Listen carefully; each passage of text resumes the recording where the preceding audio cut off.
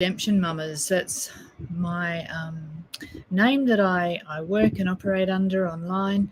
Redemption Mummas came out of a really interesting time in my life. I'll tell you a bit about it later. But what I love to do is work with women, and particularly women that are ready to face some wounds in their lives, things that are stopping them from moving forward, stopping them from being all that they were intended and created to be, and stopping them from believing that they're worthy to be valued, treasured, and loved. That's my heart, and that's what I do. So I help heal women with deep wounds. I myself had deep wounds, and I didn't realise just how deep they were until I kind of hit a bit of a time in my 40s where it wasn't possible to pretend anymore. It kind of hit me, confronted me right head on, and I had to do something about it. I was a mother of 5 kids, 5 children, married, but everything was being challenged in my life at that time. And, I'm so grateful now that I had the opportunity to connect with a friend who actually was very similar to me. She had 6 children, and her life was very hard, and same things, marriage stuff. Tell me a marriage that hasn't had its challenges. It's just 2 people come together, and man, it's just not a walk in the park all the way through. We've been married 37 years now, by the grace of God. I give thanks. I'm very grateful that we both persevered through some difficult times. But back to Redemption Mummas. As a mother of 5 children and a grandmother now, it's my heart to see women being able to step into a role that is not just I'm the mother and I've got to give everything, I've got to lay everything down, I'm the wife, I just have to become a doorstop and let whatever is demanded of me be given, which are, attitudes I had, and in my generation that was very much taught and modelled. And so you do what you know. You don't often know much different, so you just do what you know. And it's not that I regret those things, I don't, but I am very grateful that I listened to my heart. And that's where I would be regretful now. If I was having any regrets, it would be that I didn't listen to my heart, perhaps in my 30s, maybe earlier on in my 40s. So as a mother and as a woman, I have learnt some, I guess, reshaping and reframing of my ideas, my thoughts about who I am, and that's been through the heart healing journey. I remember when my oldest daughter was in that stage of dating and thinking about, is this my partner for life? And she said to me, we were talking about it, and she said to me, Mum, I don't want to lose myself like you did. And I tell you what, that was like, whoa, that got me right in the heart. And that made me really start to think, what does she mean? What does she mean I've lost myself? And now I can think back and I can see some of the ways that I did lose myself. And so, children are very helpful in reflecting to you some truths that we need to face, and perhaps some beliefs that we need to change. And for me, there were many beliefs that I needed to work through, vows that I'd made, things that I'd carried through from my generational line that really had left me quite stuck for a very long time. So in my 40s, as I it was slowly unravel at first, but then it sort of came to a very quick unravel, and I was just not coping. I was not coping. I was depressed. I needed to go on antidepressants. I had to take time to just breathe, and it was hectic, it was busy, and there were demands on myself and my husband which put us under a lot of pressure and a lot of stress. Demands from church, demands from work, demands from family. And, as we navigate all of this and try to make choices and decisions about what can I give, who is the one that needs the most, we can get really caught up into a bit of a spin cycle, and that's what I found myself on. I found myself in a spin cycle, and I found myself on a roller coaster ride, and it was getting wild, and I didn't know how I was going to get off. And I felt like if I did get off, it was just going to be a massive crash. But I'm so grateful when I met, reconnected with a friend who had in the past looked like me, haggard, worn out, depressed, struggling, and there was a fresh light and radiance on her face. And I thought, what has she been doing? Whatever she's been doing, I want some of that. And so she shared some of the journey that she'd been on, and I stepped into that space with the mentor that she was with and in prayer ministry, and it was really powerful, really precious, and started to bring some relief and balance into my life, for which I am so grateful. So today it's going to be a little bit more about me. I have been bringing in women that I've worked with and journeyed with in the heart healing space. But today I'm still trying to figure out some technology. Last time with the video that I had, it just was very uncooperative. So I am going to conquer that mountain. I've learned technology is a mountain that can be conquered. It just sometimes takes a lot of effort. So bear with me while I'm working through some of those technology issues. And the other pesty thing is that these social media platforms change, well, probably daily, but I'm not going to keep up with that sort of a change, but definitely very often. So what you find has been working, suddenly it doesn't work anymore. So that aside, back to Redemption Mummas. Redemption Mummas was a word that kept resonating over and over, like I could hear it, and I was like, what the heck is that? I don't even know what that means. And as I kind of was processing my own unraveling at that time, my heart was just broken. I was desperately not struggling. I was depressed. I was on antidepressants. I was doing what I could to try and keep my head above water, really, literally. But in that time, as I was hearing this voice, I was actually not separated from my husband, but I had a job in a country town that was 6 hours away. So we were separated physically. And for the first time in my, 30 odd years at that time, perhaps of being a mum, being a wife, I actually had a lot of time to sit and think and evaluate my life. And one of my friends, a really special friend at the time, he said to me, I just keep getting the word online marketing for you. And I didn't even know what it was. I did not even know what he was talking about. So like we all do when we don't have any idea about what it is that we're looking at, investigating, I Googled it and decided to step into understanding a bit more about it. And so now that mountain, which was, I would say, harder than my master's degree that I did, it was massive, trying to navigate all of the stuff that comes with online issues. Anyway, that's been behind me now, and I know how to dive in, and I know how to get help, and that's been amazing. So that part is the same as what I needed to do with heart healing. I needed to get help. And, I went to counselors, I went to psychologists, therapists.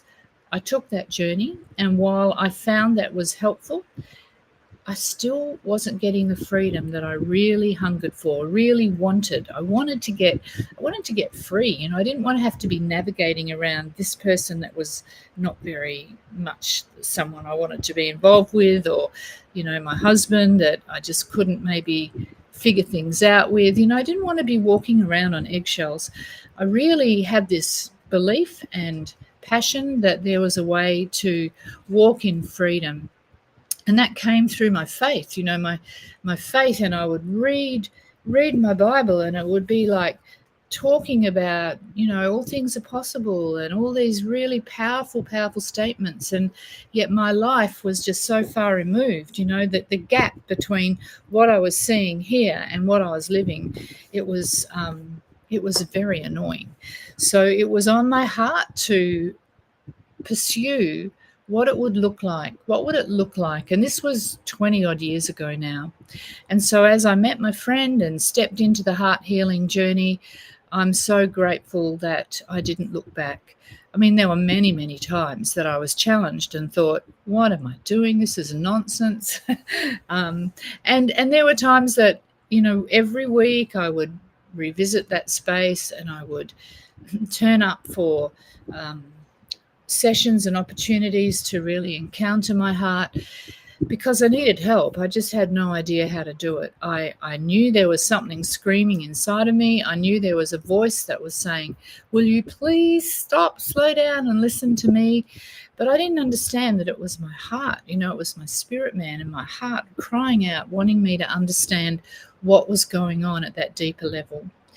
So when I finally did start paying attention and take steps to move into a process of bringing healing to some of the wounds in my life. Some were generational, some were beliefs that I had, some were vows that I'd made about my mother particularly. And these are just things that we don't understand the power of them and how they can trip us up and keep us stuck and stop us from really encountering the freedom that our hearts desire. So I started the journey, and initially it was a little bit uncomfortable because I was having to encounter some beliefs, some choices I'd made that were actually things that were getting in the way of, say, my marriage being the sort of marriage that I wanted to have. And as I was understanding and taking accountability for those things and agreeing that there were things in me that needed changing and started to just focus on me and change me, then I started to encounter some incredible healing. And so that's one of our processes or our steps that we go through as we step into that heart healing journey.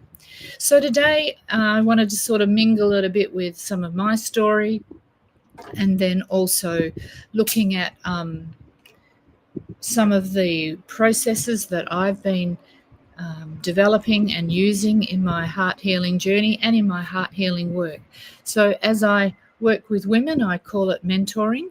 It's not coaching, because I'm not there to say, come on, do better, do better. I mean, when you've got a heart that's hurting, the last thing you want is someone to be pounding on that heart and going, come on, do it, do it, do it. You need a space to have someone that's walking alongside of you and cheering you on and encouraging you, guiding you, directing you, inputting into your life.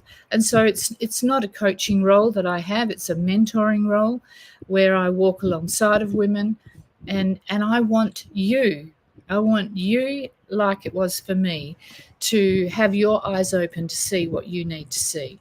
It's as we become awake and as we become aware and we get the insight and the revelation of what we need to do, it's super easy then. It's super easy. But if it's someone on the outside telling you you're broken and you need to get fixed, that's not so helpful. Anyway, not for me. So that's why I call it a mentoring role, and it's a role where I walk alongside of women. And so over the last 15 or so years, as I came out of my own brokenness, and still every day almost I have a process of something that might come up, and it gives me an opportunity to make the choice. Am I going to let that eat at me? Am I going to let it trigger me? Am I going to let it get in the way of having a happy day or robbing my joy? Then I go through this heart healing process every single time, and it doesn't take so long now. So I'd like to share with you what that looks like. So I'm just going to put up this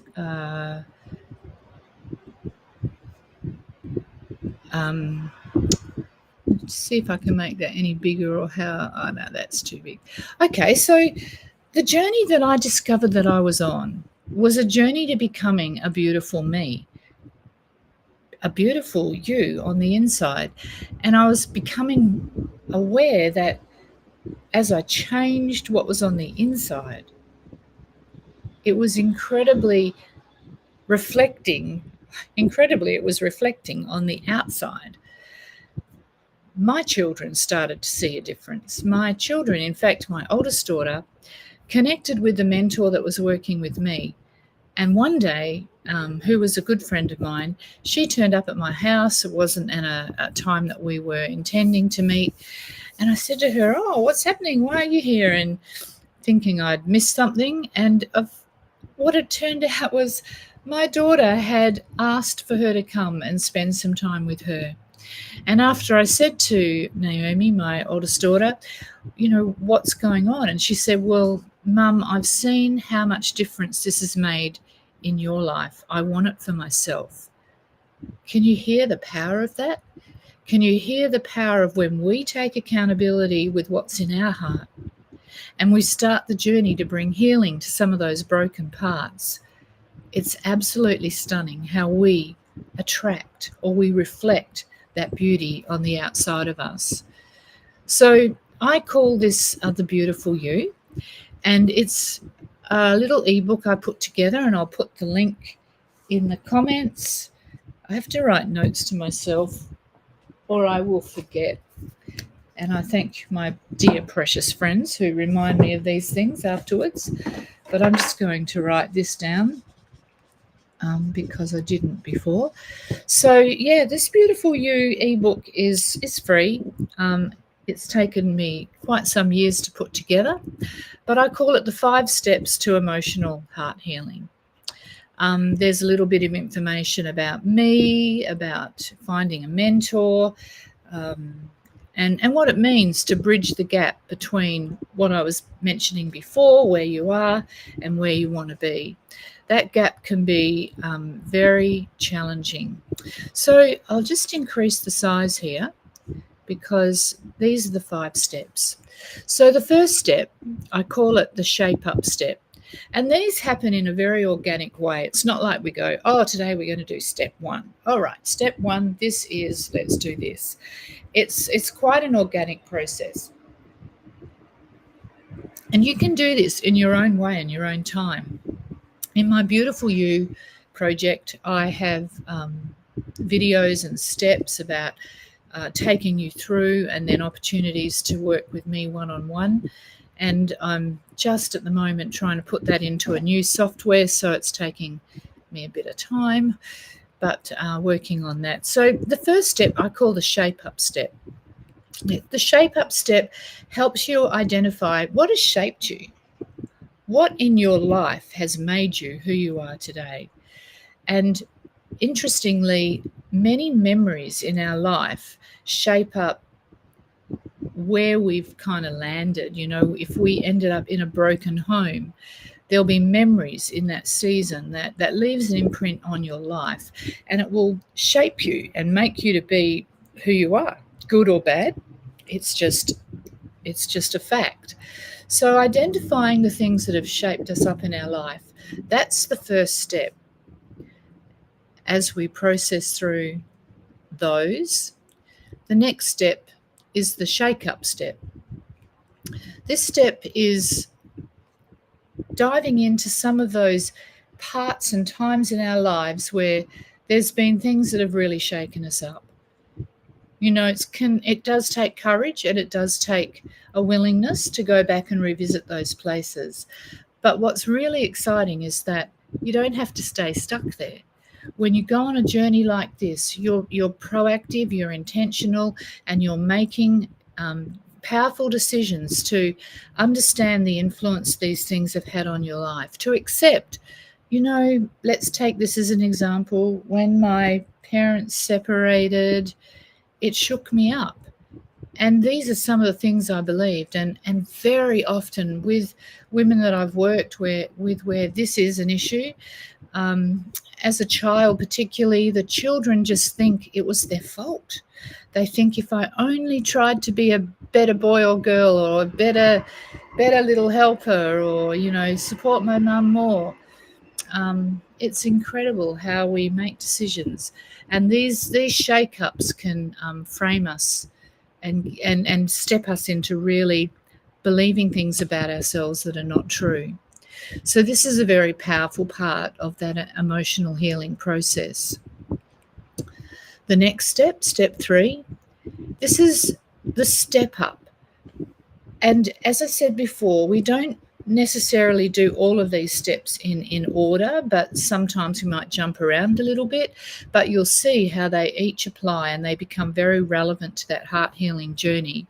So identify the ways that you've used to process some of those shake-ups. For instance, if your parents separated and you're that little child that really believes that you needed to do better and that it was because you weren't enough, then you're going to probably have some default ways in all of your relationships that make you believe, I just can't be enough. I've got to be more. I've got to give more. I've got to do more. I've got to be more. And I tell you what, it runs you dry very, very quickly. So some of the ways that we've stepped up and away from the shake-ups may be good and serve us well. Some may not be so good. But the ones particularly that aren't so good are the ones that we use as survival skills. So when we have a trauma and when we face a trauma in our life, we are going to be in survival mode. And we're going to be trying our darndest to, just like me, keep your head above water.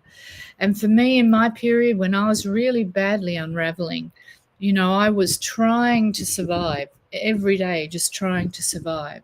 But what happens with survival skills is they then can kick into habits and they can kick into patterns that are no longer serving you well, because we're not meant to be in survival mode for the whole of our life.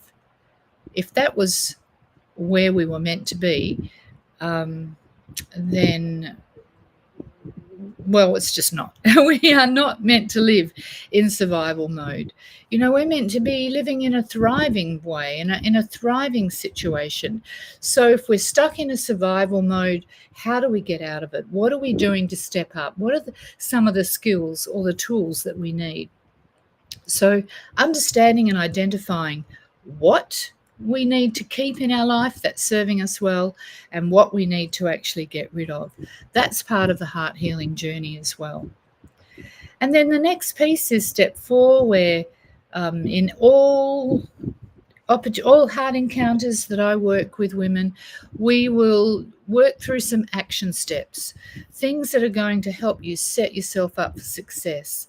We need an action plan. If we don't have an action plan, then we're not going to change. Nothing's going to change. We're going to be doing the same old, day after day, time after time. And so what can we do to set up an action plan or some action steps to learn some new skills, to learn some new ways to replace some of those survival skills with life skills, with skills that are going to help us to thrive and not just survive. So being intentional to set ourselves up into an emotionally healthy place, that is a really powerful step. So in every heart encounter, it'll very organically, very naturally provide us with some action steps that can be taken in the period as you move, stepping out of survival skills into life skills. And then the last step 5, which I think is actually probably the hardest of all, is consistency. Staying consistent and being intentional with anything is just an incredibly big challenge.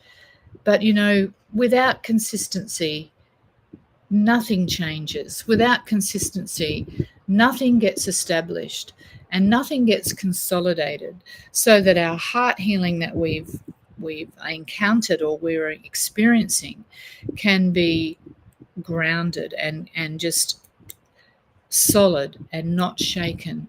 And so as we find ways to be consistent, and I'll share some of the ways that I use in a minute. And I'm at a point right now in my life where I need to revisit this.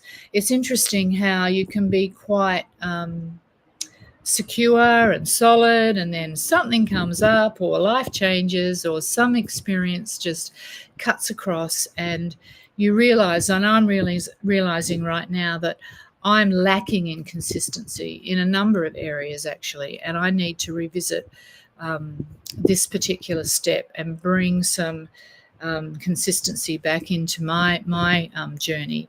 So I'll talk a bit more about that. And then here we just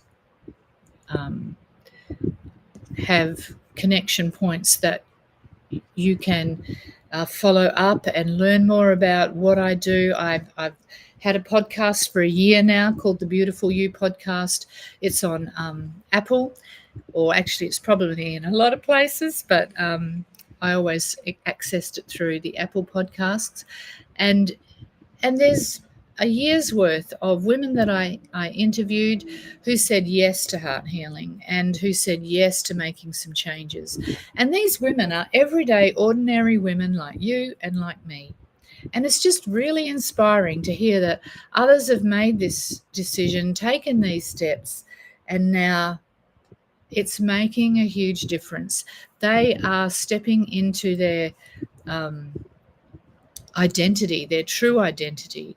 They are being released to unlock the God-given destiny in their own lives. So that is something I'll put in the link when I finish today, the heart healing, the beautiful you, the beautiful you, 5 steps to heart healing. It's just something to ponder and something to consider as you walk through your journey. And it's not that everybody needs somebody to help them, but if you're finding that you're going round in circles, that you're getting stuck, that you really can't seem to break through some of the barriers, then let me just really suggest and recommend to you that you reach into some way or form of getting mentorship, getting support, and getting encouragement. So I feel like very slowly but gradually this year, some of these things are taking shape for me. And I'll be starting soon the mentoring project for some women that I've been working with. And I think I think they're ready to step into doing a similar thing. And, you know, one person isn't going to change the lives of all the women in the world.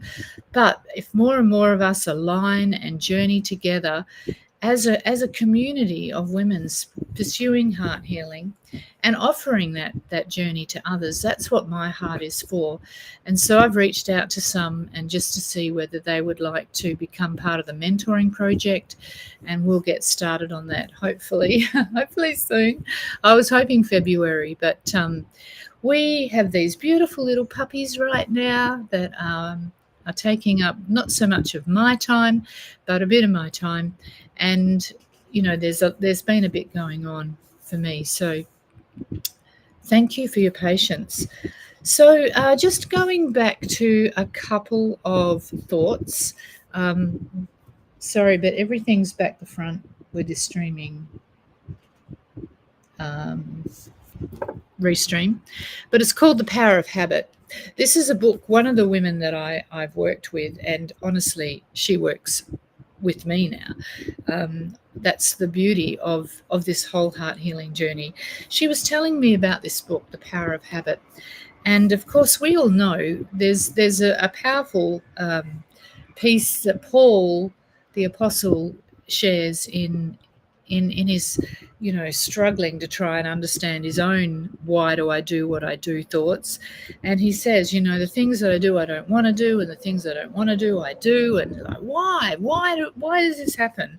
And so we all know emotionally and spiritually that it's a thing, right? Well, science is catching up.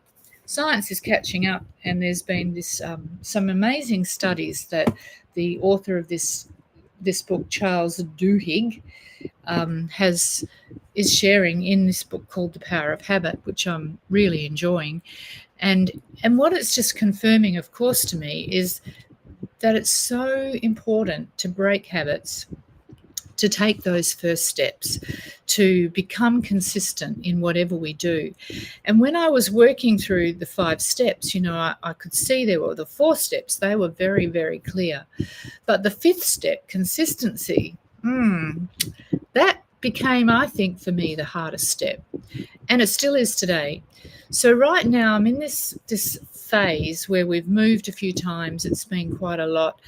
And so my exercise, my stretching, my eating, and some of my spiritual habits have really fallen away by the wayside in a way that concerns me. I don't like it. And so a few years ago, when I was in a similar period of life, and that was what I was discovering, I knew that I needed something to work on these habits to keep me accountable, if not just to myself. And so what I did was created just get this up. Oh, that's gone right back to the very beginning. No, I don't want that one, because this is actually, I'm going to stop sharing. Hang on a tick. Let's get the right thing.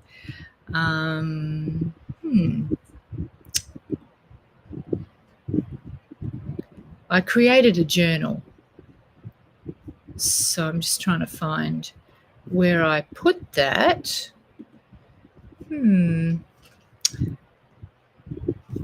There it is. It's down there. All right. Now I found it.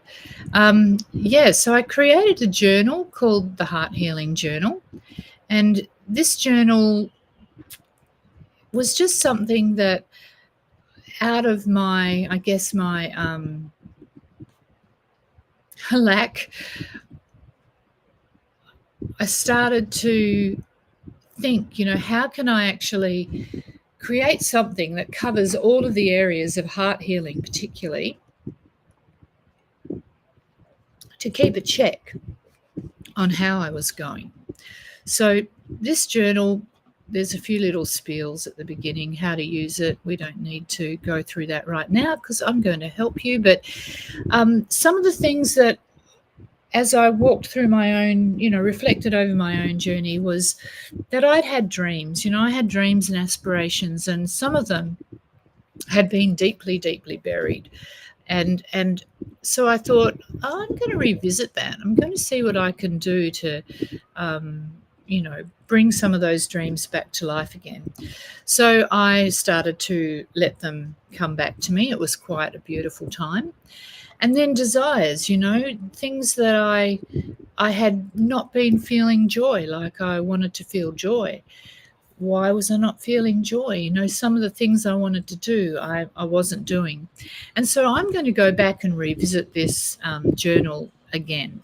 The assessment circle is a soul assessment circle that helps you to really see how life is going for you. And I think I've shared that link in the past. Living in alignment, this is the very premise from where all the work I do comes from. Living in alignment with that plumb line, that weighty piece, the spirit man, that still small voice that is always hungry to guide us and lead us, and then feeds our soul. And then it manifests in our body as a beautiful you, as something that others really long to be part of.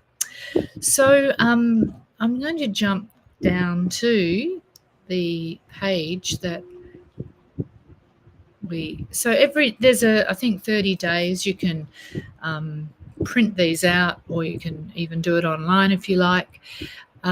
So you just put in your date, circle the day. Today it's Friday for me, the 8th of March. And I just check. These are the things that I want to try and do in my day. I want to set some intentions. So down here, and I've put this under 3 sections. So let's start with the body first. So in my body, I know I need to drink about 8 cups of water a day. So, either colour them in or I tick them off. I need to do, at my age, I need to do stretches, and I need to do a bit of cardio. And then what I did notice at some point was that my sleep perhaps wasn't as good. And, that can go on for quite a while, and you don't actually stop and think, well, do I actually feel rested when I wake up in the morning or not? And then why? Why am I not feeling rested? I will just increase the size of this because it's even hard for me. So, yeah, there we go. The next part is our soul.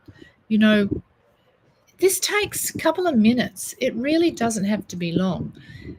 What am I feeling? How have I woken up? Am I agitated? Is something going on? How do I want to feel today?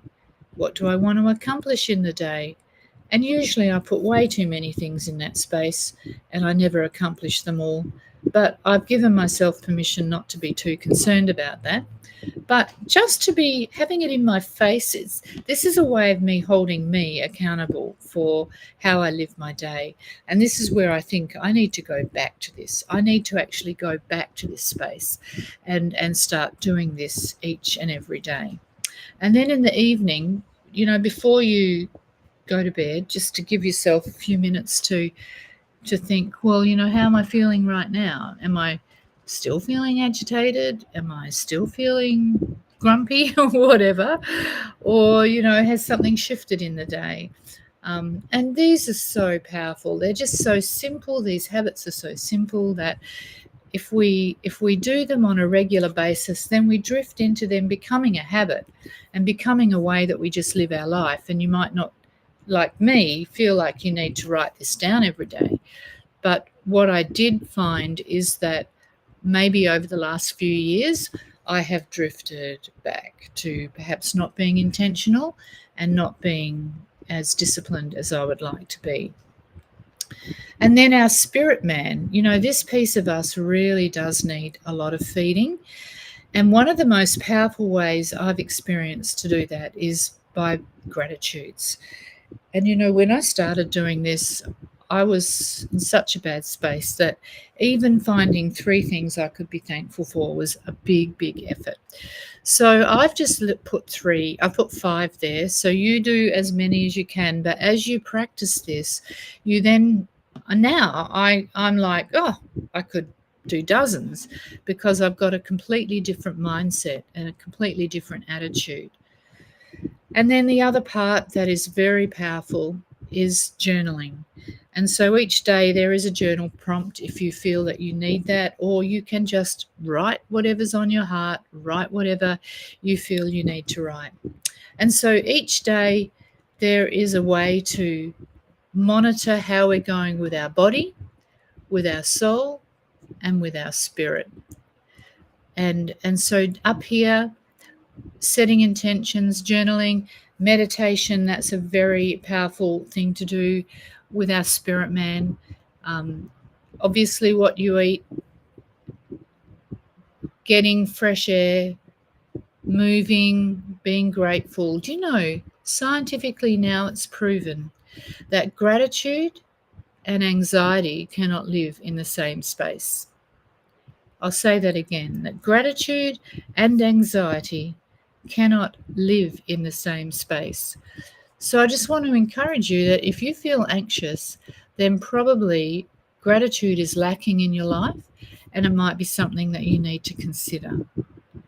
And if you are feeling really grateful, and gratitude is a powerful thing that's got a good space in your heart, then you might also be able to say, well, yeah, I haven't felt anxious for quite a while. They cannot live in the same space. So this is the journal that I've created. I ask $7 for it. It's a 30-day journal. And I have just out on the side, I have the values that for me are mindful, today, valued. I want to be able to value others and know that I'm valued myself, and believe, what am I believing? What are the lies that I'm believing? What are the things that I'm thinking that aren't helpful, aren't useful? So that's the journal. I still have to work out a way to get that into my software. So I'll be working on that. But I don't. I'm not sure, but I think it might be a helpful thing to actually do like a 30-day challenge that maybe we can start at the beginning of a month. And as we work through the month, a group of us do this together. Let me know what you think in the comments if you think that might be helpful, if you think that's something that you'd want to participate in. It doesn't mean you've got to turn up every day, but it just means that you know that there's a group of people that might be doing that on a daily basis. And then, we can reflect at the end and see how that's impacted our lives. And if I was to do that, I'd probably, I have a Facebook group that we could work in, because I think that's a space that requires or deserves a little bit more of a sacredness about it, not just for anybody in the whole world, but for people that might want to jump in. I also have my Redemption Mamas Facebook group, which I have a beautiful soul, Teresa McKay, helping me with, and she's been doing some posts for me. Her writing is just so beautiful. I feel like I have a massage when I read Teresa's writing, and I love what she's doing and helping me with. So if you see some posts coming out from Teresa, they are. They are. Teresa is helping me with some of the content on social media, because it all takes a lot of time and a lot of energy. But I'm very, very grateful for the support and for the people in my life that encourage me and walk alongside of me, cheer me on, and I'm so, so grateful, very blessed. So today I wanted to just share a little bit about my own story, my own journey, and also just to finish up by saying that it's never a finished work.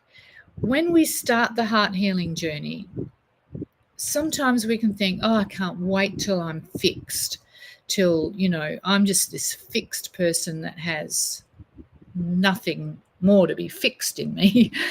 Well, I got some bad news, and the bad news is that life just has its way of throwing some fresh curveballs, some experiences out of the blue, out of the unexpected, suddenly experiences that can actually be very derailing, and it will bring up like, oh, I thought I'd got over that, I thought I was better, but now it's a revelation to me that I was, and I am. But it's like an onion, and you peel away one layer, and then there's another layer and another layer and another layer and another layer, and the layers just keep going. They keep going on and on. And as we peel away bits of those layers, more and more of the beauty within us gets revealed and reflected to our families and our friends. It's such a precious, precious thing. Don't ever see heart healing as, I'm just going to do 5 minutes of this and for the next 50 years I'm fine. See it as a process of living, a way of living, a way of stepping into your life that will change everything, because you're working from the inside out. Instead of, putting on another layer of makeup. Oops, forgot my lipstick today. My mum up in heaven will probably be saying, Miriam, you didn't put your lipstick on. She would ring me after I did lives when she was alive and tell me how I didn't have lipstick on, or I didn't have any makeup on, and what was I thinking going live, looking like that. Bless her. But that's why I'm thinking that, my mum she would be on the phone after this, but not anymore. She's in heaven. Bless her. Lucky, lucky lady. Well, not lucky, blessed. I just, we love to take the short route. And I did, I tried to take the short route, fill myself up with, more of this or that, or food or clothes or whatever, to make yourself feel better. It's just a natural, very natural part of us that we pursue the things that are going to make us feel better. And unfortunately, some of those things that make us feel better actually destroy us and destroy our relationships, destroy our health and our well-being, our mental state. And we hate ourselves for doing it, overeating, over drinking, medicating ourselves. No one loves to know that they're dependent on those things to feel okay. And the tragic thing is that the more we depend on those things, the more of them we need. We need more medication. We need more sugar, wine, whatever, to make ourselves feel better. It's never going to be enough, because it's not addressing the heart of the issue. It's not addressing the heart that needs to be healed and needs some healing brought to it, so that those wounds no longer have us triggered, have us walking and living in patterns and cycles that are just so unhealthy. So I'm really grateful to the women that I've been able to interview over these past few months, and I'll be looking out for a few more over the next little while. But I think, and I hope, that if you would like to go back and join, or if you'd like to join the Redemption Mamas group, all of those videos and those recordings are there, and you can have a look and see what other women have been saying about that journey. And I'm just so thankful that in the journey and in that space, the women that I've been working with have been so beautifully transformed in their own lives. And it's not credit to me. I'm with them and I'm journeying with them. It's credit to them, because it takes courage, it takes strength, it takes a decision, it takes a choice, it takes that yes, I'll give it my yes, and then continuing to pursue.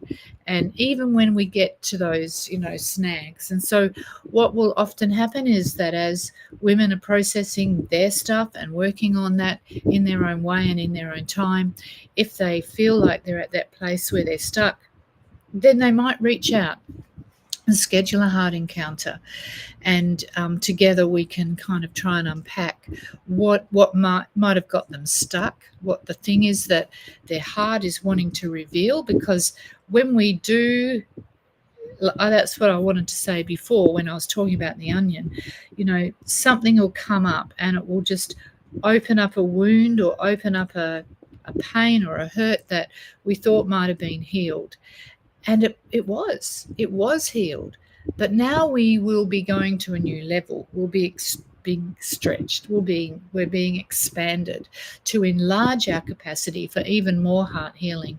There is never a finish point, I think, until we graduate and we get our angel wings on and we go to live in that beautiful heavenly realm.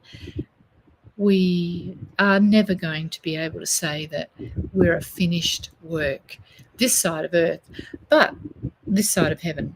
But what we can say is that I'm going to pursue this heart healing.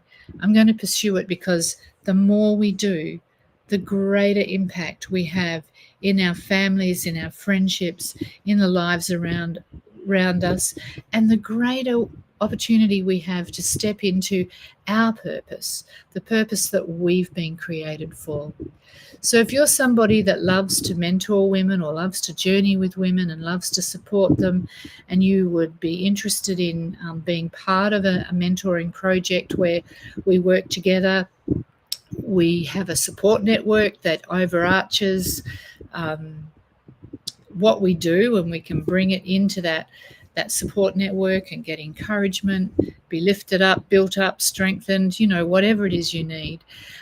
That's what the mentoring project is going to be doing. So we'll be doing some training, we'll be doing some practicing, we'll be doing some support and encouragement, and we'll have a community where we can journey with each other, and we can actually reflect our own true, unique personal styles and personal ways that because no one will do what I do, how I do it. You will do what you do, how you do it. And I would love to give you encouragement and cheer you on to become somebody who's able to speak into the lives of others and build them up and support them. So today I was able to share about the power of habit. It's a book that inspired me very much to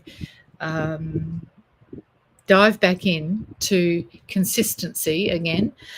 We shared about the 5 steps, which were the shape up, what shaped your life, the shake up, what's been shaking you, the set up, the step up, what have you done to step up and out of those shake ups, the set up, how can we set up what we need to take going forward and leave behind things that haven't been helpful, and then last of all, consistency. And the journal that I've created is available for $7. It's US dollars, so it's about $10 Australian. And it's something that you get to keep forever. You can print it out, download it, whatever you want to do, the way that works best for you. And that helps you to stay accountable to you. And staying accountable to ourselves is great until we no longer do it. And then we might need to reach out. And that's what being in a group or being part of like the Redemption Mummas Facebook group is intended to be, a space where we can support each other and encourage each other and build each other up. So that's my heart. This is not about me being the thing. I just want to create a space where women can come together, support each other, love on each other, encourage each other, build each other up, and then become the beautiful you that they are intended to be, the beautiful you that deserves to be valued, treasured, and loved for who they truly are. Valued, treasured, and loved as that unique, created individual that has something to give, something to offer, that is life transforming for the people that they meet and the people that they connect with.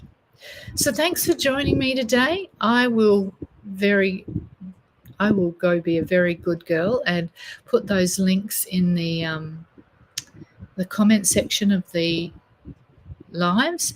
And I just hope you have a really blessed day or night wherever you are. And I'll talk to you next week. Love you guys, and